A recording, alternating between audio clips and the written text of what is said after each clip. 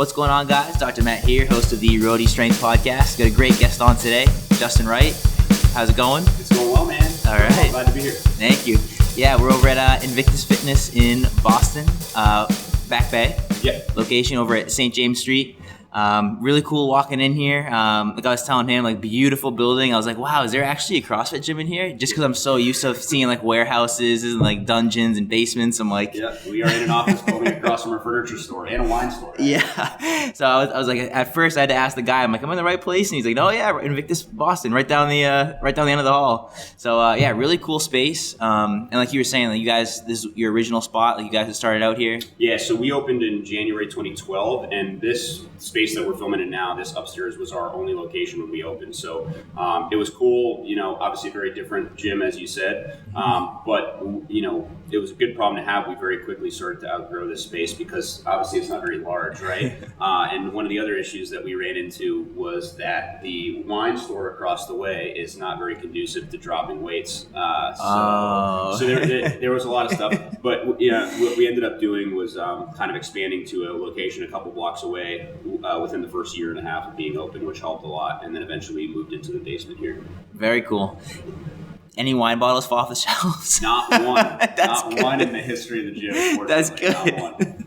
But they probably were a little nervous about that. Yeah, I mean, I understand. That's a rightfully concerned. Sure. All right, so I'll just give a brief overview of your bio, and then I usually like to do rapid fire questions. I know the audience likes some of them. I personally just like them just because I get to know you more, and I think they're fun for me. But for sure. I'm a little selfish in that way. I like to just ask those rapid fire questions. But and fill in the gaps for me too. So head coach previously, or yeah. So I'm our oldest or longest tenured full-time coach. So I still help out with a lot of things, but our head coach now is our manager, Rob Morellis.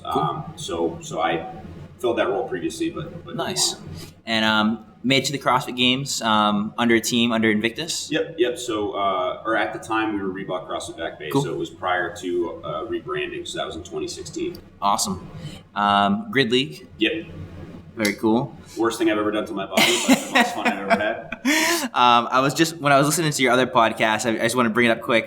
He was mentioning the Florida Grid League. Yeah. And my friends send me posts all the time on Instagram of that. They do some wild stuff there. Yeah. So I can only imagine what the other Grid League was like too. Well, not to derail the topic too much, but so Grid was really fun. And in the original season, I think the sport it was a good premise. It was about doing things really quickly and moving fast and, showcasing specialists, which is something that CrossFit typically doesn't do.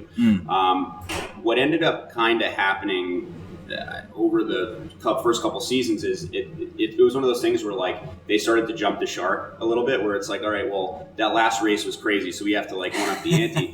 And the problem was there was just a disconnect between a lot of the people watching didn't understand conceptually like how hard some of the stuff was. Yeah. And I think they would have been better served just keeping things simple and like fast, as opposed to like one of the races we did in the championship.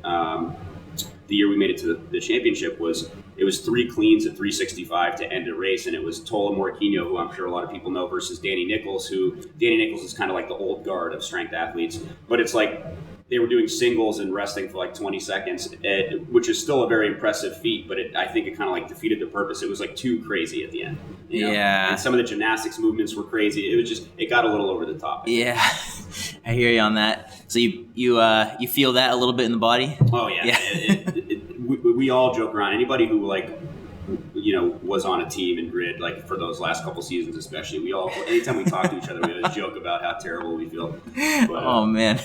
And then most recently starting to get into film. Mm-hmm. And just explain that a little bit. Yeah. So back in the day, I did some acting in college and cool. Really enjoyed it, and I wanted to kind of get back into it. And then decided to just make a project with a buddy of mine, which kind of was the first time that I had really spent a good deal of time behind the lens, or kind of on the production side of things, and really loved it. And I've been fortunate in that I met a really good friend and mentor, Steven Schloss, who's a really talented commercial director. Cool. Kind of took me under his wing, and now I'm an independent producer and director, and we do a lot of commercial projects like brand projects, stuff like that. I did a documentary on the Underdogs athletics team, which is out. So yeah, it's just been a fun kind of evolution. That's awesome. So I really want to talk about that stuff. Maybe let's just talk about a little bit about first. So the Underdogs, what is that? So Underdogs Athletics, they are it's Justin Kotler. It's the team and the programming behind Bethany Shadburn, Danielle Brandon, and Carrie Pierce prior to her retiring. So Justin was Carrie's coach for the 2020 games, where it was like they brought just five men and women to the ranch, and he's been in the game for a long time. He was also a coach in Grid for the DC Brawlers. Okay.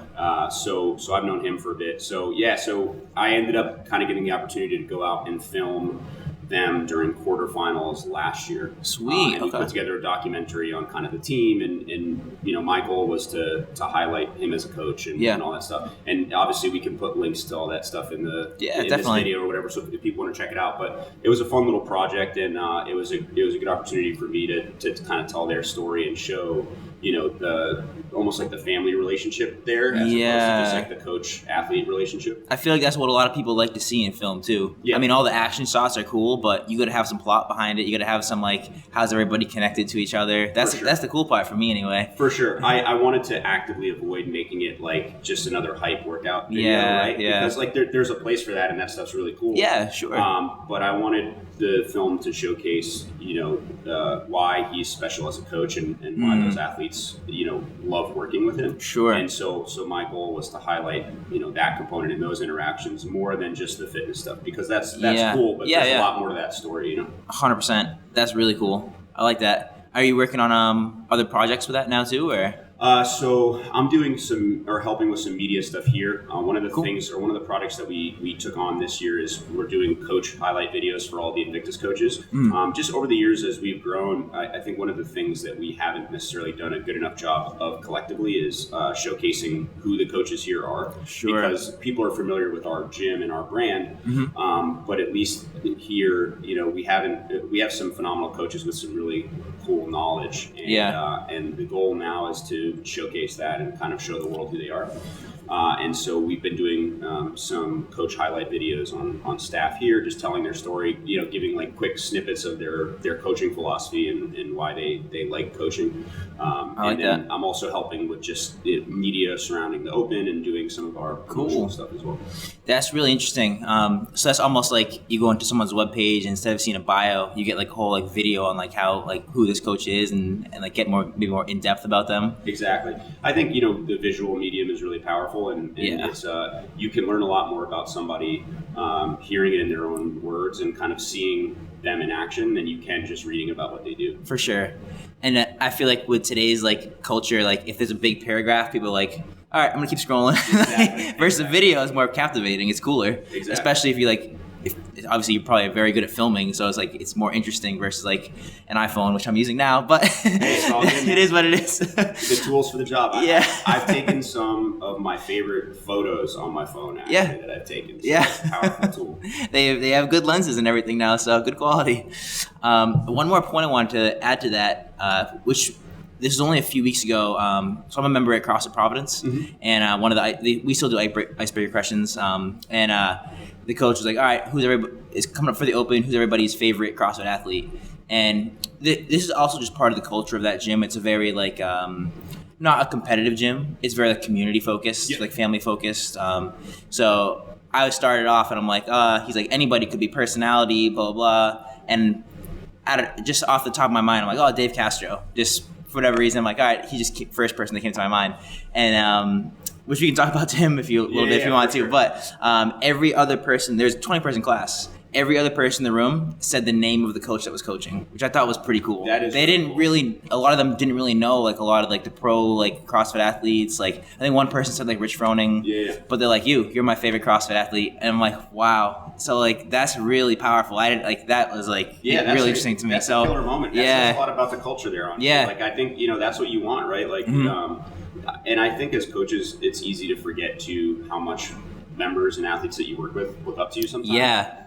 And I've said this over the years many times. But one of the things that's great about coaching, but also really hard about coaching, is you're always on stage, right? It's like it's always a performance, not in the sense of you're being a false version of yourself. But you always have to put your best self out there, because you never know like how much you're going to impact the people that you're working with or interacting with, and sometimes on hard days it's easy to forget that, but it's an important thing. Yeah, totally. And another example of that too is before I opened my own PT clinic, which I just do small like concierge based like for athletes. I was working at a big outpatient orthopedic setting where we see tons of people a day, like every half an hour, maybe have like 2 people booked at a time, and it was great for a while, but I wanted to leave that job and kind of do my own thing after a while. And another thing they had mentioned to us, like, oh, we really want to start pushing out like social media to like showcase you guys, because when our prospective clients like see us on social media and webpage, like they don't care about like the front desk staff, they don't care about the owners, they want to see their PT, like what they're doing, like you're their like, I don't know, celebrity or superstar or whatever, like they want to see like you guys. So I'm like, oh, I mean that makes a lot of sense. Yeah absolutely. We can definitely, I have some funny Dave Castro stories we could talk about. He's an interesting character for sure. Let's before we even hit rapid fire, let's get into that a little bit, because that took the world by sent shockwaves to the CrossFit world. Kind of seemed like it came out of nowhere. I mean, I understand it's I personally am a fan of Eric Roza. I think he's done a great job with a lot of things. But and I get like the whole business side of it if you're trying to like progress the business of the sport and CrossFit. I think a lot of people were like, maybe that wasn't handled 100% properly or whatever. But I think when you're a leader in any organization, transparency is important. Yeah. And it's important to be forthright with kind of the whole process, right? I'm not necessarily surprised at the decision to get rid of Castro. There's a number of reasons and a number of things there, but I think that the way that it was handled was probably not ideal. You have to look at CrossFit's an interesting beast where, prior to Rosa taking over, there were a lot of times where they were almost actively doing things that were bad for the brand or 2020. Right. And so aside from that, the support for affiliates over the years, there was a period where things were really good. And then there was a period where there was, much to be desired from CrossFit. I think it's, the independent model of the affiliates and the freedom and autonomy to kind of run the gym your way is important. But at the same time, I think that there need to be better resources to help affiliate owners, just because think about how many people are opening a gym because they love coaching and they love being able to help a community. But at the same time, there's a lot of things that go into running a business that pull them away from coaching. So the story that I've heard so often over the years is you have somebody who opens a gym because they love it and they want to coach and they want to, build a community for people to enjoy, but then they get bogged down in the weeds of running the business. They aren't able to coach as often. They have to, either they coach all the hours and get burnt out and they can't give themselves fully to their members, or they have to hire people to do the thing that they want to do while they run the business. So it's, I think that, and the one thing I do really like that Rosa did when he came in was he started creating resources to help affiliates run their affiliate. Yes.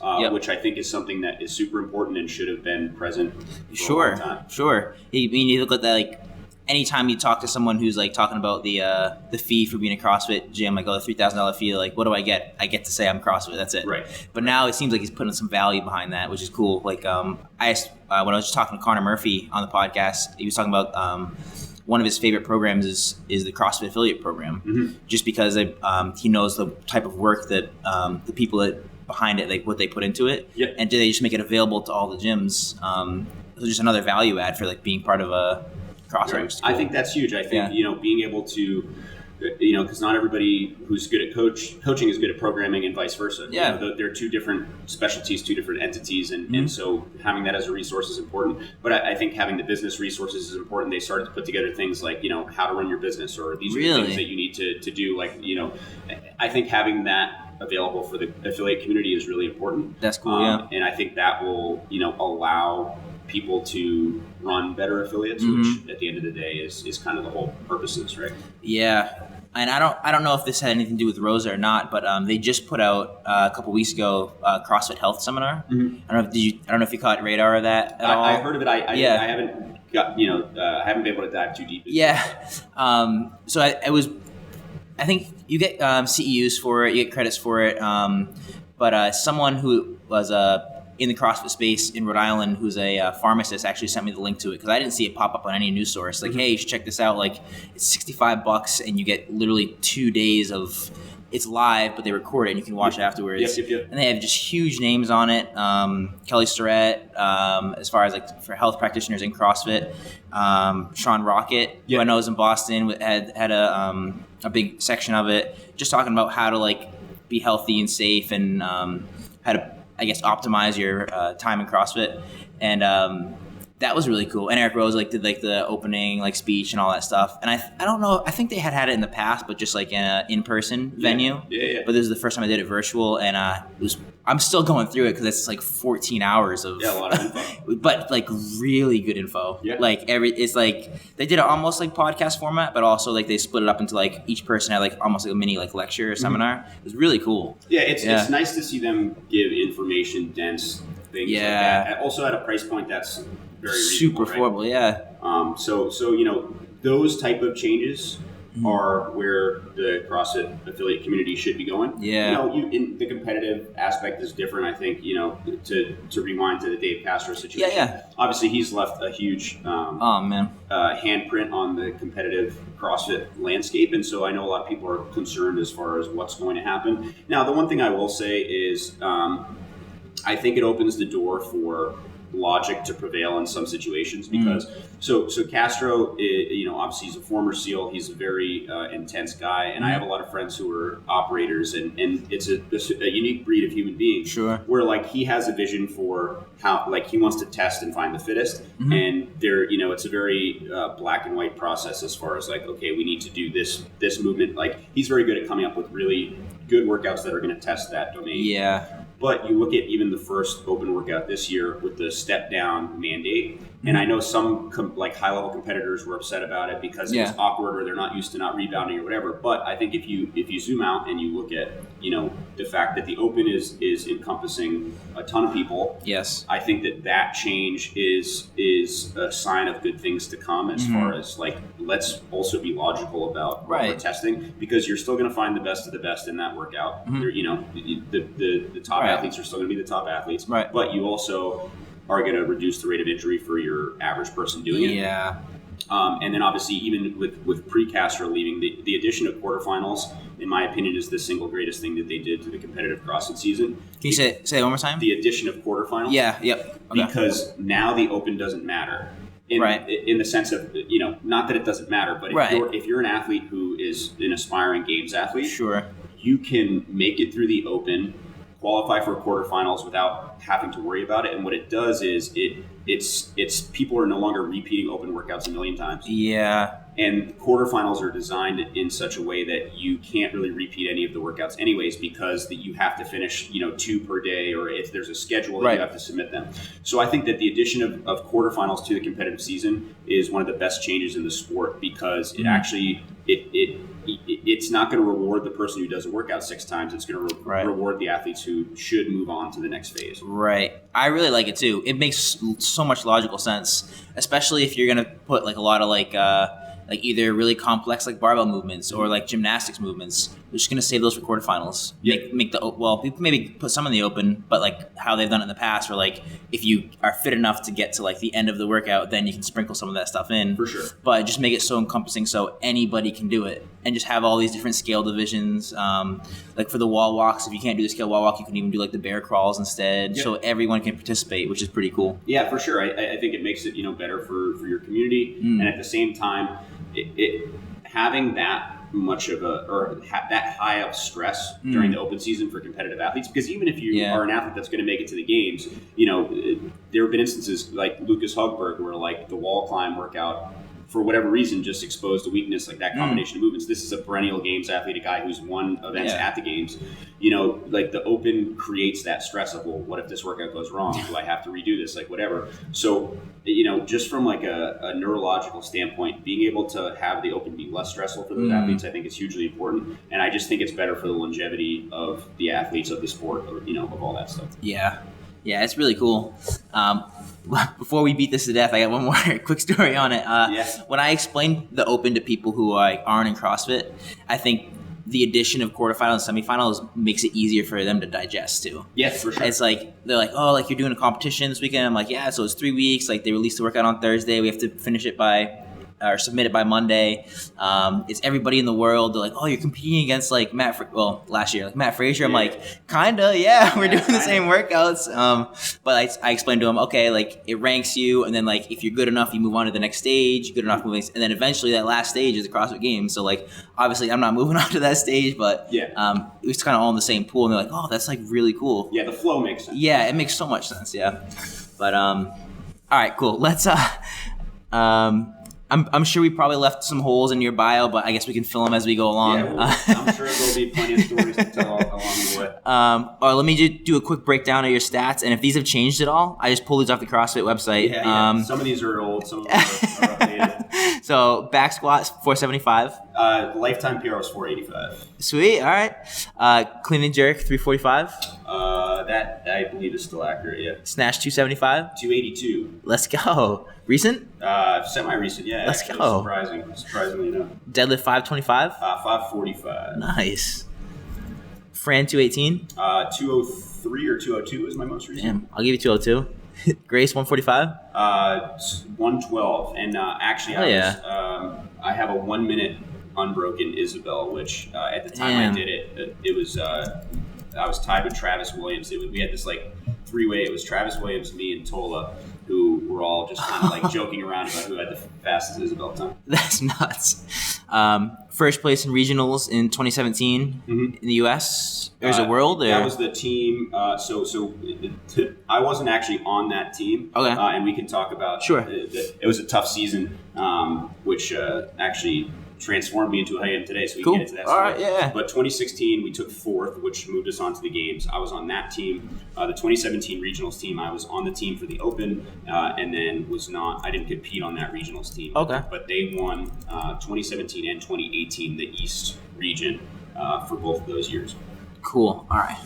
And games appearances in 2016 and 2017? Sorry, 2016? So 2016 we were 20th, and then the team in 2017, I think they took 11th. Yeah. And then it might have been 10th in 2018 that they placed. Very cool. All right. Sweet. All right. And all right, rapid fire questions. So just cool stuff for me that I find interested in. But best breakfast spot in Boston? Mike and Patty's. It's a little spot, literally hole in the wall on the same street that we live on right now, Fayette Street in Bay Village, which incidentally is a neighborhood that nobody knows exists in Boston. But really good breakfast sandwiches. All right. What's your go-to breakfast sandwich? So I just do a classic, but I add an extra egg and I add some bacon. So it's just like your classic, egg and cheese. But they do homemade English muffins. Ooh. And so I add an extra egg and bacon to that. They also have one, depending on the day, it's called the grilled crack, which is sourdough. Like Irish, right? Yeah. Buttered sourdough with like 3 types of cheese, double bacon. So that's, if I'm being naughty, that's nice. I never think to do that with a breakfast sandwich, like add an extra egg, but I guess you can probably do that pretty easily anywhere. Slap it on. Yeah. You need the protein. Best coffee. Best coffee. So there's a place called Greystone Cafe, which is in the South End, which is really, really good for espresso. Cool. And then, honestly, my favorite coffee spot of all time is this place, Cup of Coffee. It's an Australian shop, and that was like my lifeblood during the COVID lockdown because they were one of the only places that was still open. No way. Yeah. Okay. In Newport, there's a Australian coffee shop, and they have some like interesting takes on things. That's pretty cool. The guys who own it are great. I go there all the time. I know this is I almost should take this question out, but best bar or place you want to go for like a drink in Boston? Because a lot of people are just like, no, we don't do that. Yeah, no. Hey, listen, I go to bars. So there's a place called Precinct, which is it's actually a hotel bar, but it's around the corner from our other gym location, and it just has become the de facto like community gathering spot after we do events, and they're really good to us. So that's definitely probably our favorite spot. Awesome.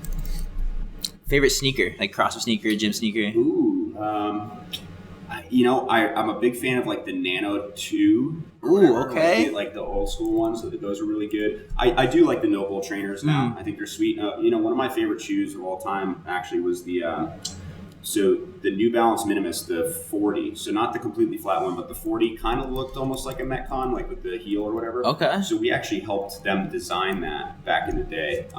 We were working closely with Noble for, I'm sorry, not Noble, my apologies, New Balance for a couple years with their product dev team, and we contributed to that sneaker. So sweet. Yeah, that ended up being a cool thing. Very cool. Favorite movement or best movement or movement like when you see like, all right, I'm going to crush this? I am a big fan of the combination of like moderately heavy barbell and gymnastics. Cool. So this is kind of like a wider answer, but like, for example, like heavy clean and jerks, like 185, 225 in a WOD plus like muscle ups or whatever. I prefer pulling movements to pushing movements. So I'm definitely better at muscle ups and pull ups than handstand push ups, that kind of thing. Cool. All right. Celebrity crush. This one throws people off a little bit. So this is kind of out of left field, but mine lately has been Rebecca Ferguson. So she's in Dune. She's also she played like the main woman in Dr. Sleep, which was like the Shining follow up. Okay. She's been in a few other things. Yeah, sweet. I mean, I'm not really good with celebrity like knowledge in general, so I just take your word for it. Yeah. I couldn't tell you why. But nice. Something about her. Place most recently traveled. This has been a tough one for people recently too, but so recently was Austin, Texas, and then cool. New York City, kind of back to back. Sweet. Just for fun, or? Yeah, Austin was it. So for Austin, there was originally going to be a film festival for Noble this year, but they had to move it back, like scheduling and COVID and all kinds of crazy stuff. So I think they're delaying it to next year, but we ended up just not being able to go on that trip and just decided to go. Yeah. And then New York City, we went for my birthday weekend. Cool. I also saw my tattoo guy down there, so we kind of lined it up. Got some new ink? Yeah, man. Nice. Anywhere you have planned? Anywhere like destinations, trips, anything like that? So we have to take our honeymoon still, and we're planning on visiting my buddy in Singapore and then popping over to Bali. Yeah, so awesome. That'll hopefully be later this year. We'll see what happens. Very cool. One book that you've liked or impacted your life or you read recently?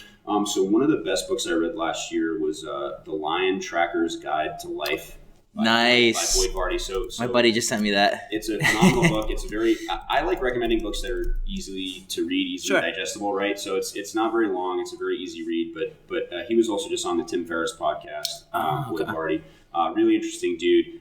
So not to go off too much on a tangent, but he's a frequent guest on this podcast called The Great Unlearn with this guy, Cal. Now, Cal was a coach for the Phoenix team in the Grid League, which is where I originally met him. So he was affiliated with the Phoenix team. Really, really good dude. But he's based in Austin, Texas, and his podcast is another phenomenal one for your listeners to check out. Cool. But Boyd Vardy is one of his friends and a frequent guest on there. But he basically grew up in South Africa on the savannah on like a game reserve. And the premise of the book is they're trying to track a pride of lions through that area, and it relays a bunch of life lessons in the context of their journey, which I think is a really interesting way to tell it. But really powerful book, really easy to read. Definitely one of the better ones I read recently. Interesting. I don't know if this relates much to that, but I have a PT mentor, and in a way, this might be a loose relation, but I was asking like, oh, what books do you like fiction, nonfiction, just like in general for like starting a business, whatever. And he said Old Man and the Sea. Okay. Just because of how like much that guy like struggled like during that story of like Ernest Hemingway, like just showing like motivation or determination on like being able to catch that fish. So sure. maybe some relation there, but as far as like a hunt. Yeah. Versus like the lessons you learn from it. But sure.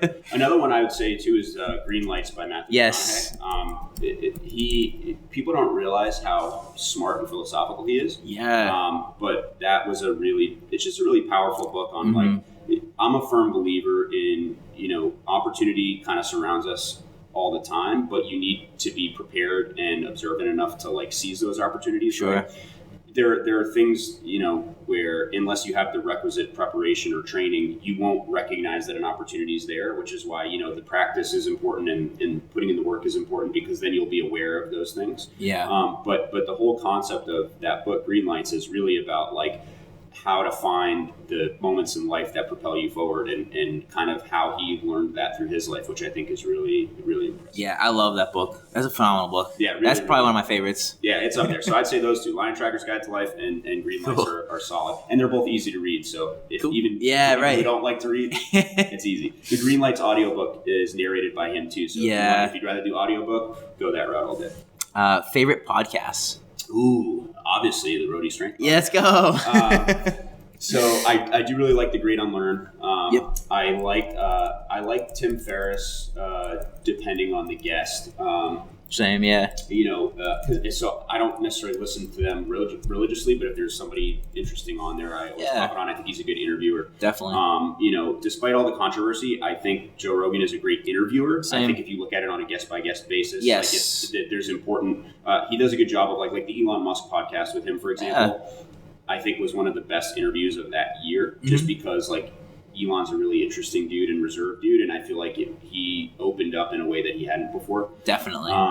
He's got a gift for getting people to do that, for sure. For talking. So if you look at it for what it is, I think it's important. Yeah. Aside from that, there is one. I gotta pull up my. Actually, I'm gonna pull up my podcast list right now. Go for it. I always forget the names of things. While you're at it, my next question you can think about too is favorite Instagram accounts. Ooh, okay, good. So the way I like to look at that is like people who either like entertain you or inspire you or like you learn from. Yeah, for sure. Huberman Lab, Huber. Oh yeah, I've heard of that. Man Lab is a good one. Just an interesting dude. He also does research in a lab with the guy who wrote the book Why We Sleep, Matthew Walker, which is an interesting health book for people who want to learn that stuff. I'm a big fan of the Naval podcast, which is a bunch of snippets from Naval Ravikant, who's a... How do you spell that? Naval. Okay.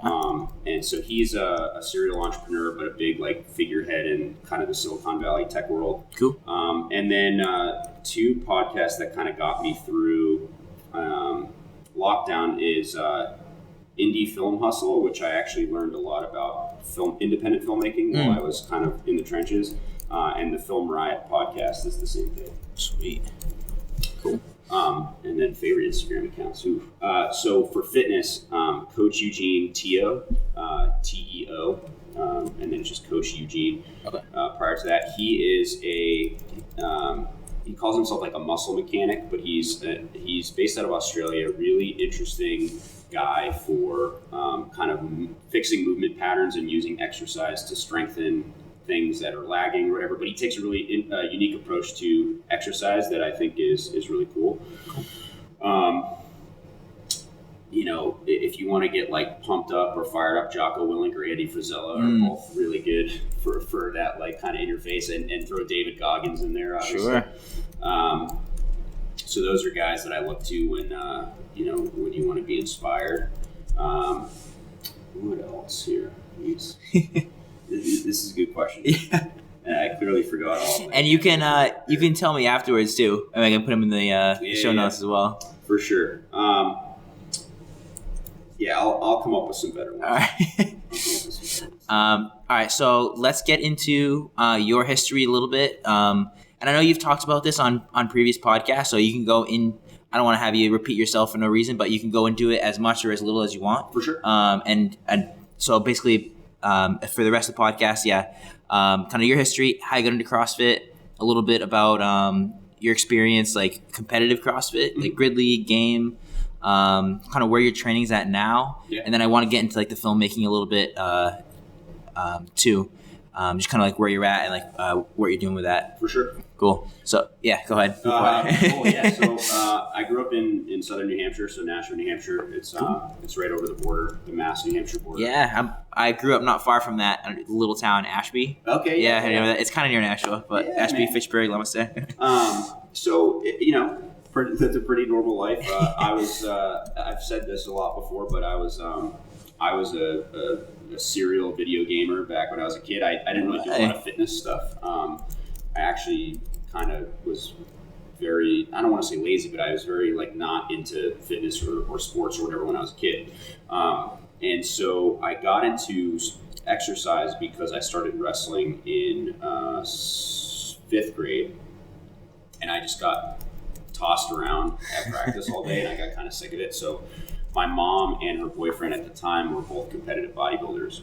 And so I got into the gym originally because my mom's boyfriend, wanted to help me out, because I had approached him about, training for wrestling so that I was stronger and I wasn't getting beat up as much.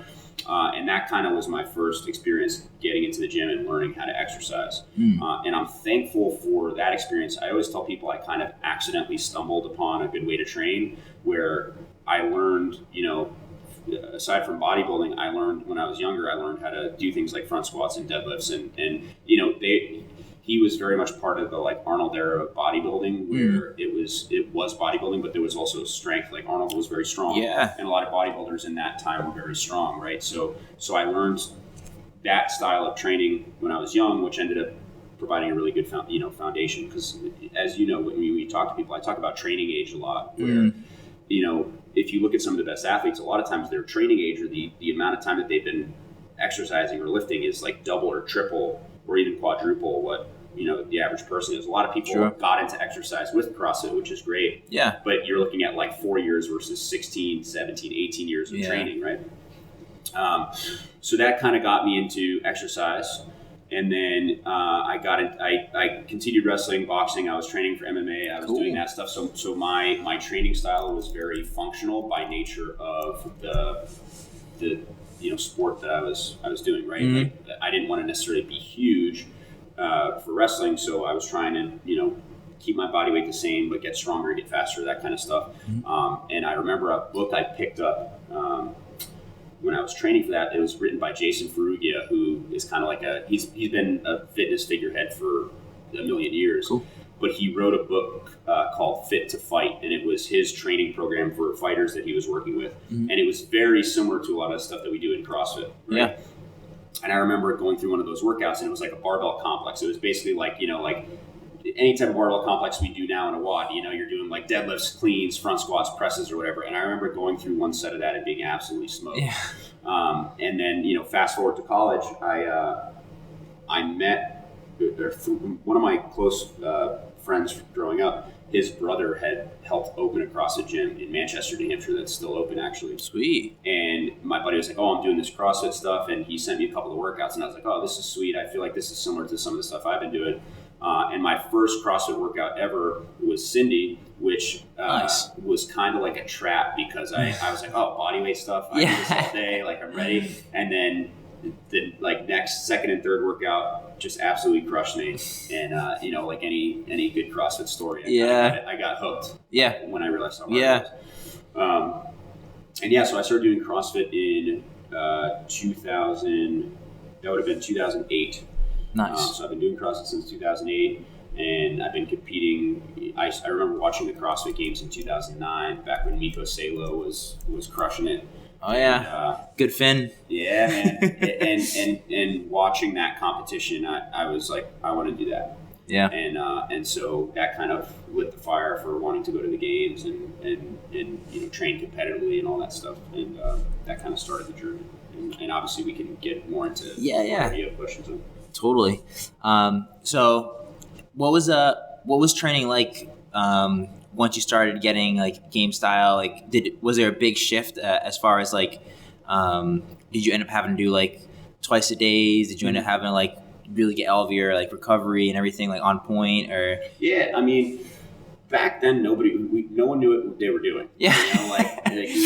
When you're talking about CrossFit in 2008, it was very new to the East Coast. It had been going in California for a bit, but when I started, I was just doing main site. Like, it was CrossFit.com, whatever workout is, do it. And I wasn't really supplementing with anything. So my CrossFit journey started by literally just doing the .com workout. Sometimes it was strength, sometimes it was a workout. And then when I got into college, and so the summer of my freshman year is when I started like really getting into CrossFit. When I got back to school, I started doing it I went to BC. I started doing it in the gym there. And I remember seeing a group of 3 guys who were doing a workout that I recognized. I think they were doing Nicole or whatever, like running and pull-ups. And at the time, there weren't a lot of people doing CrossFit, especially here in the East Coast. So I went up to them and I was like, hey, are you guys doing CrossFit or whatever? And so that kind of started my competitive, the the group that I would compete with. So we started a group at BC where we all did workouts together. We hosted like in-house competitions together with like, people from the school community or whatever. And those are all some of my closest friends. They're all military guys now. But we just started training together regularly. And then from there, we started to get a little more structure where, okay, we would pull a couple workouts from a couple places and put together a program for the day. So it would be like some strength component or skill component, some type of workout. And so then we started paying a little more attention to, what was going into a training week. Recovery was pretty poor. I mean, I was in college, man. It was like, maybe had a few too many beers the day before, but you roll in and like shake off the cobwebs. Yeah. You sweat it out. Like my warm up back then was I would sit at the bottom of a squat until both my hips popped, and then I was ready to go. Yeah. I was like, all right, let's time to lift. But then we started doing SEAL Fit, which was a much longer program from Mark Devine. Yeah. Okay. I heard of that. And the thing that was good about that is SEAL Fit's very good about, checking all the boxes. So you do a lift, but they also had stability work where it was like accessory work based on the main lift. And they also, he took put a large emphasis on recovery, yoga, even meditation. So I started getting introduced to like meditation and mindset work through SEAL Fit. And that stuff kind of continues to this day. But that was the first time that there was really structure on the training that made sense. Like there was some type of plan that we were following. Interesting. Around what time do you think you started doing SEAL Fit?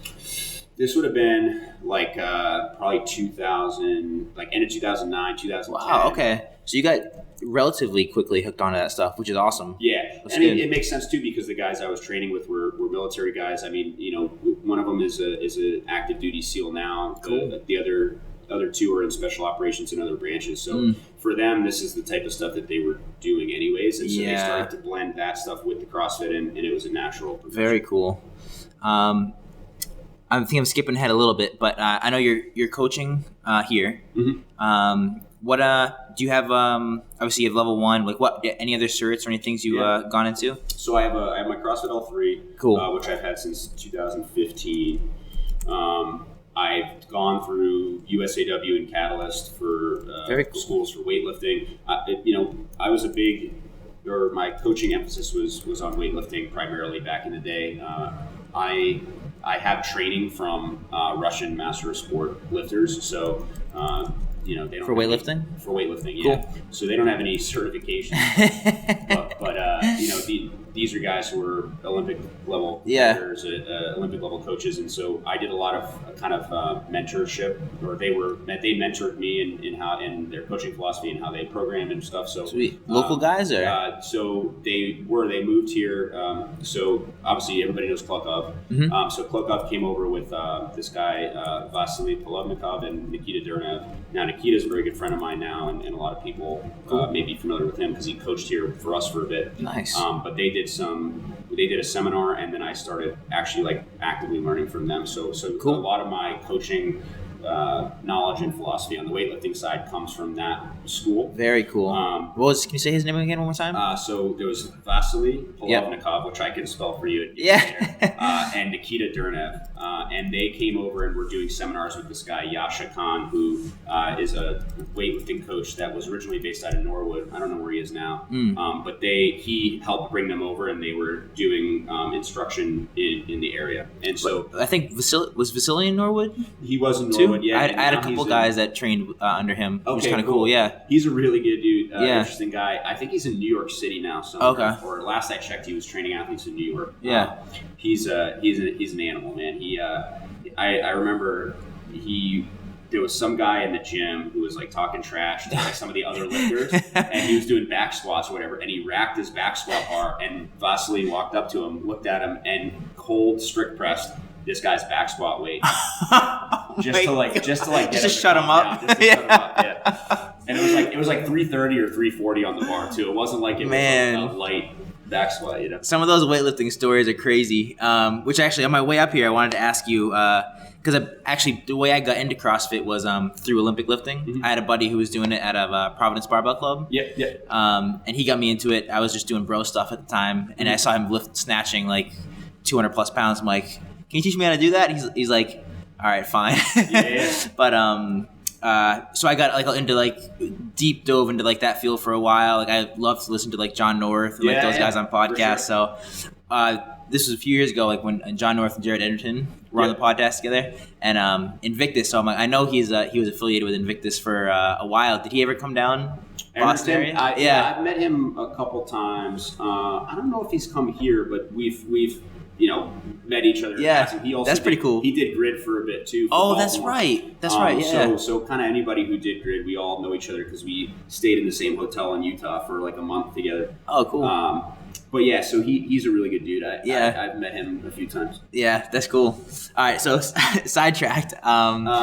But yeah, any other certs that you had, or no? I think that cool. The Catalyst one is cool too. The I follow them. Was cool. The thing I like about Catalyst is I really like their teaching progression for beginners. Oh yeah, okay. And so like they have a very logical teaching progression.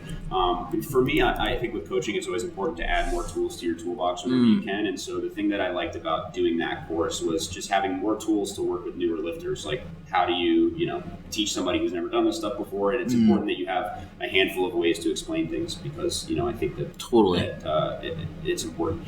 And to your point, I think a good foundation of weightlifting and gymnastics is critical. Like for anybody who wants to be a competitive CrossFitter or who wants to like do things in the sport, spend the time to get strong the right way, to learn how to lift, spend the time to do gymnastics. And I'm talking from a skill standpoint, not just hop up on the rings and rip muscle ups, but like analyze how like your body position on muscle ups, analyze your lifts. We have a member here that I want to shout out, this kid, Sam Carmola. When he first joined this gym, he had raw strength. He was an athlete. He played sports or whatever. So he was fit, but he had very little front rack mobility. He had very low skill level in gymnastics because there was a lot of stuff he hadn't done before. Mm-hmm. And to his credit, he asked me, all right, if I want to be competitive in this, what do I need to do? And I said, you need to get really strong and you need to get really good at gymnastics. All the other stuff will flow from that. Mm-hmm. And to his credit, he listened to me, and now kid's an absolute savage. He I think he front squatted 425 for 4 recently. But has beautiful gymnastics, really good positions, and now he's doing the quote easy part, which is just like building up endurance and conditioning and building up his engine, which is much harder to do when you have a good foundation than it is if you're starting from there and then trying to add the strength and add the strength. Yeah, totally. That's the way to do it. 100%. I like that. Like I said, to his credit, he listened, and he is an absolute savage. All right, so let's skip ahead maybe a little bit into filming because I want to make sure we hit that a good amount, and I know you get clients coming in a little bit, so I don't want to rush through that. No, so sure. We'll talk about that, and then there is one. Yeah, I guess one component that I want to touch on, the competitive section, which we'll get on after, and that's kind of how I went from where I was to where I am now. So filming, it's been good, man. I didn't realize. I'll rewind. I think 2020, shook a lot of things up, and I think it put things in perspective for a lot of people as far as what do I enjoy doing, what do I want to do, like that kind of stuff. I've always enjoyed, storytelling and the entertainment business's way of doing that, and I think I grew up. My mom was a single mom. One of our things that we did together was we would just watch movies. So. Yeah. We would always go to Blockbuster back in the day, rent a bunch of movies and jam through them. But that was our activity, and we also like to go see movies together in person. That was kind of just what we did. And I know a lot of people have a similar story who get into the business. But so I've always loved film as a medium, and I think now media and especially visual media is so important to telling stories that matter. And so for me, I use it as a vessel to I like telling stories about people who are hard workers or who are inspiring people or who are high performing individuals in some capacity, whatever that may take. So we have a coach here, Jenna, who runs Fit to Function Recovery. She works with people who have neurological disorders or who are recovering from brain injuries, And, to me, those stories were inspiring. So I a lot of the stuff that I filmed this last year was kind of surrounding the athletes she works with and what she's doing with them. So for me, it's just become a way to tell really cool stories. And aside from that, I think no matter what you do, I'm a very science math guy. I studied chemistry in college and chemistry and math. Right, so those are my hardest subjects. Right? And I worked in a lab before I got into coaching, which really is a good segue because I think coaching, especially strength training, is very mathematical. It's based in math. It's based in science. To go back to the Russian school of weightlifting, they put some of their smartest students in sports science. And so the original weightlifting manuals out of Russia were written by people who were some of the smartest scientists in the country at the time. Right. And so it was a very natural segue to coaching in many ways, which I didn't initially realize. But I'm a very math, science, numbers person. Sure. I think it's imperative that everybody has a creative outlet because I think if you don't activate that part of your brain, then you're leaving a lot on the table as far as performance and thought and all that. So for me, film is also a way to it's my creative outlet. It's a way for me to express myself in that way, which if it wasn't for, making films or movies or commercials or whatever, I wouldn't be doing. Yeah. And so for me, that's kind of an equally important piece of it. Very cool. So what was your your first project? Or how did you end up getting into it? Yeah.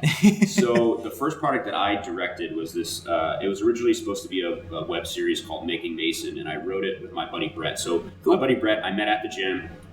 He's a CrossFitter. He moved here from LA and was an actor, and so the whole series was written around the concept of, okay, we have an actor from LA who moves to Boston. It was basically his story. Yeah. But we made it a comedy where it was okay, what happens if he's in this big movie and he's really proud of it, but it ends up being a total flop? And then what happens after that? How does he redeem himself or go through that process? So we wrote a series about that, and I thought the story was actually pretty good. But at the time, I have no idea what I'm doing. Yeah. And I have a camera just and trying I'm stuff ripping out around.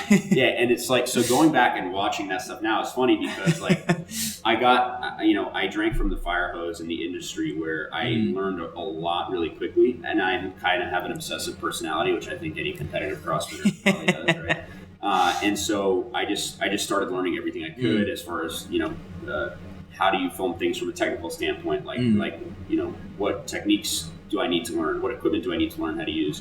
And so from that project to my next project, I did a horror short for a film competition, and that film was 10 times better than the original project. Yeah. And the next project I did was 10 times better than that. And so that plus meeting my friend Steven, who has really taken me under his wing and taught me a lot about the industry, has made me much better. And I also realized, now I'm more of a producer, which essentially is kind of the project manager for a film. Yeah.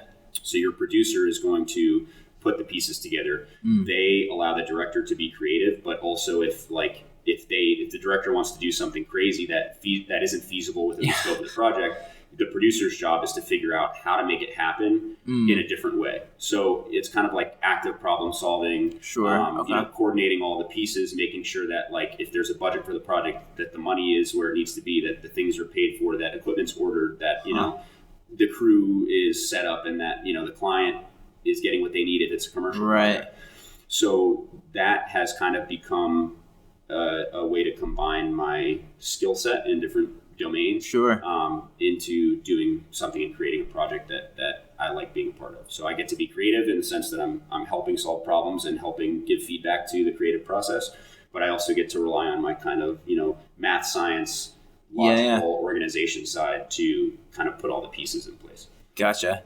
Would you say the director is more of the storyteller in a way, and produces more of the CEO of the manager? Is that a way to look at it? That's actually a really good way to describe it. The director is the one who's responsible for the vision and making it happen, and they work with the cinematographer or the director of photography, which is the person in charge of the lighting and the camera package. So the DP, director of photography, basically takes the director's vision and finds a way to technically execute that vision and create the visuals that you see. And then to your point, the producer is kind of managing the whole process. Sure. Very cool. Awesome. Anything coming up? I know, did we already ask that? Any projects coming up? Well, there are a few things coming on. So we're finishing a music video now that Sweet. is pretty sick. It's this was one of those things where my buddy Steve really went all out as far as like creating something beautiful. And so I'm really proud of the stuff that he was able to do and all that. We also have a fitness commercial that we are dropping soon. And this was something that we did completely on our own, but we think it's going to make some waves in the community, so we'll drop that soon. Let's go. More like Boston community? I think it's going to make waves in the CrossFit community. Sweet. So we're really proud of it. It was kind of Steve's vision. It was an idea he had, and then I helped him kind of translate his vision into like what we actually do in CrossFit. And so it was a really cool collaborative process. That's awesome. And yeah, that'll be dropping soon, which I think will be pretty cool. Very cool. I like it. And you're, I looked up on Instagram. InkJett is the name of the. Yeah, InkJett. InkJett. InkJett P is my production stuff. I mean, Trained Wright is my main Instagram, which has links to everything else. So people can kind of go down the rabbit hole there. But just to rewind, one thing that I did want to talk about, or an aspect of my story that I think is really important, and this is something that I try to talk to people a lot about. So the 2016-2017 season with CrossFit. Sure. I went to the games in 2016. I got drafted. My rookie season in grid was probably my best competitive season in anything. Cool. And then 2017, as we mentioned, I was not on the team that went to regionals. And I kind of had this huge downtrend for a number of reasons, and we don't need to get into that stuff. But point being, my performance kind of fell off, and it forced me to stare at myself in the mirror a little bit and assess, what I wanted to do. And I kind of pursued the competitive thing for a little bit longer after that, and then, decided to officially retire. Sure. But one of the pieces of that was important is, for me, when I got really competitive and when things really mattered, I didn't necessarily like the person that I became. Sure. While doing that, right? And I think that a lot of people, when you're competitive, get into this place. And I made the mistake of, wanting people I was competing against to do poorly and checking the leaderboard constantly and measuring myself against the performance of other people, and I was looking externally and not internally enough. Sure. Which I think is a common mistake when it comes to being competitive in anything, right? Yeah. And now I'm finally at a place where I'm doing competitive training and doing competitive workouts and doing the open, and I'm doing one of our coaches, Bern here, runs the Invictus Invitational for the last few years, which is really cool, community event competition that I'm going to be doing. But the reason that I was able to get to that place is now I'm genuinely happy for other people when they do well. I'm trying to cheer for other people to have a good workout. Sure. And I think if you can shift to that place, or as a competitor, if you can, you want to win or you want to do the best you can.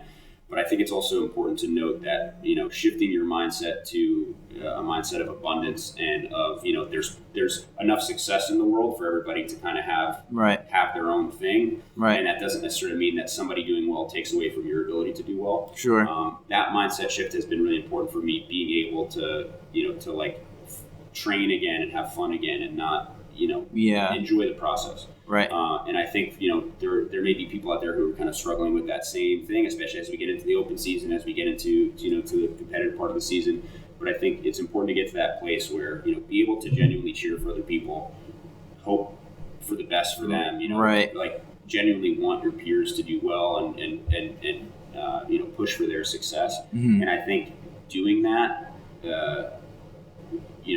tends to make you a little bit luckier as well, tends to make things go a little better for you. Sure. I found that my life has gone a lot better in most capacities when I've been able to shift into that place and kind of be more positive for those around me and really cheer for those around me. I like that. It's contagious, what goes around comes around, along those types of lines. And I definitely do see that, even with people that are close to me or people that I've talked to in the past, that you mentioned Arnold before, part of his thing. Like I guess like in the back room of bodybuilding was like he kind of like do like psychological stuff to kind of like mess with other people. And I guess there is like some truth to that. Like or even like if you look at like pro basketball players, they'll kind of like mess with each other or like kind of shit talk each other a little bit on the court. Sure. But yeah, it's like interesting. Like I don't know if CrossFit really has a space for that, or if like go along with what you said, like. We're probably better off if we're more supportive of each other versus like tearing each other down on the competition floor. Even just from a purely competitive standpoint, right? Like if I'm competing against you, I want to win while you're having your best day. I don't want to win while you're having a bad day, or I don't want to do better than you because you had a bad workout. Like in the spirit of competition, I want to win because I deserve to win. I want you to be the best version of yourself on the competition floor, so that if I beat you or I win that workout, like that's a true victory. It's a true victory. Yeah. Right? Like you don't want people around you to be doing poorly or having bad days. Like you want everybody to be at their best, and that's what kind of also aids the spirit of competition. Totally. Yeah, I like that. And I think everybody's better off if people aren't like kind of, I don't know, taking digs at each other at the same time. It's more of the CrossFit's it's huge, but at the same time, it's a small community. You don't want to be burning bridges, and it's a slippery slope when you invite negativity in, even targeted at other people, because it's a poison that slowly starts to kind of eat at yourself as well. And that, for me, that definitely happened where I had to take a big step back and be like, I don't like who I am right now. Yeah, and I need to fix that. Yeah, gotcha. I like that. That was a big shift for me. That was an important part of it. There's another book that was similar. I know we got to hop off in a second, but I'm blanking on the name of it right now. It was about the coach who was a strength coach for Michael Jordan. No, Kobe Bryant and Dwayne Wade.